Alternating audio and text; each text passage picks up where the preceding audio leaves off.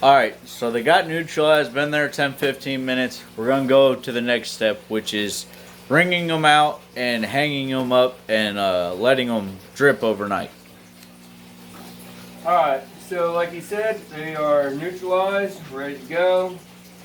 And I'm just going to get these gloves on here set, give them one little last stir. Like I said, might help knock some sand out of them, things like that. And now for people who don't know, you gotta wait 10 or 15 minutes. How would you be able to tell they're neutralized?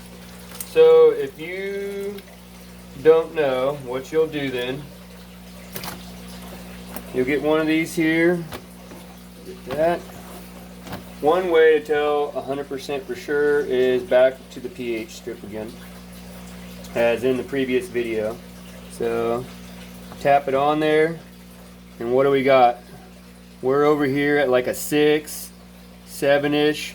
So a 7 is considered to be a really neutral pH. So a 6 or a 7 is what the pH of your tap water is usually when it comes out of your faucet.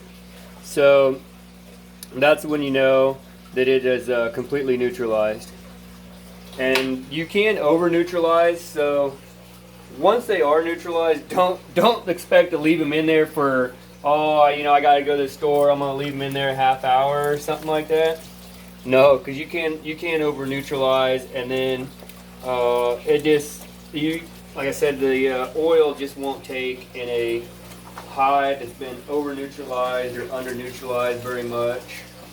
And then you run the risk of, even though we added salt to the water, the hide just over swelling, and like I said, it just causes it to have to wait longer for your hide to dry, for your tanning process, stuff like that.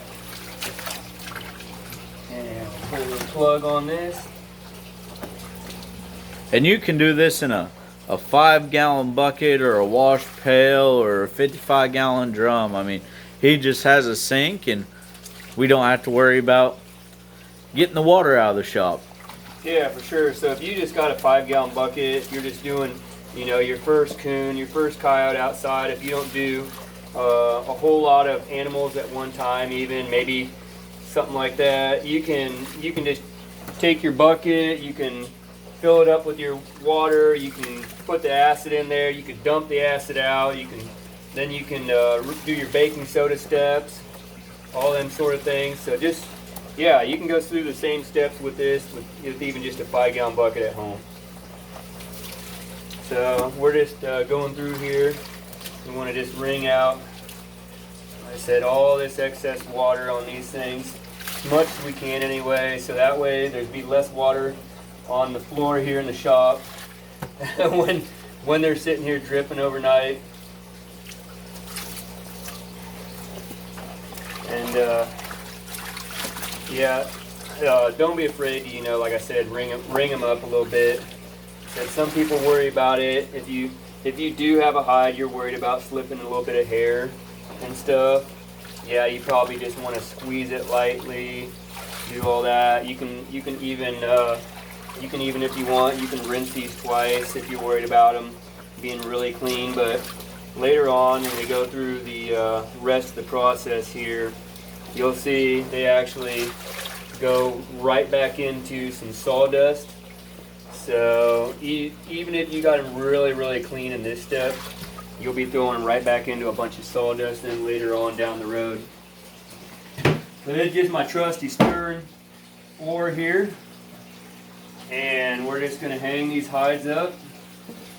So do you have to drip them hair side or skin side, or? I prefer to drip them hair side. And the reason why is because I don't want these hides to dry out. I don't want the skin to dry out before we apply the oil. So if you do them hair side, then the air doesn't get around them and dry that skin out before we put that oil on them, and then we can actually start the drying process a little bit after that once that oil soaks in. So you'll be able to see all that little bit of the process going on here over the next few episodes. So Now that we just got them dripping here, you can see how much water I didn't even get wrung out. They look like they were wrung out pretty good, but now you can really tell with the excess water coming off how much is actually still in there.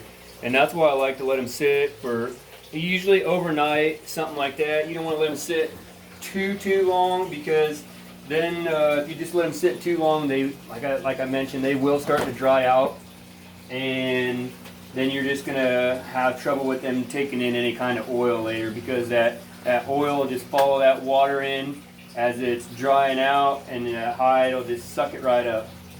So after we let these sit overnight, we'll come back and show you the next step. Alright guys, well there you have it. That's the neutralizing step. So on to the next step would be oiling, first time oiling. So next video, that's what that will be. Guys, I really hope you enjoy this series. Till next time, tight chains.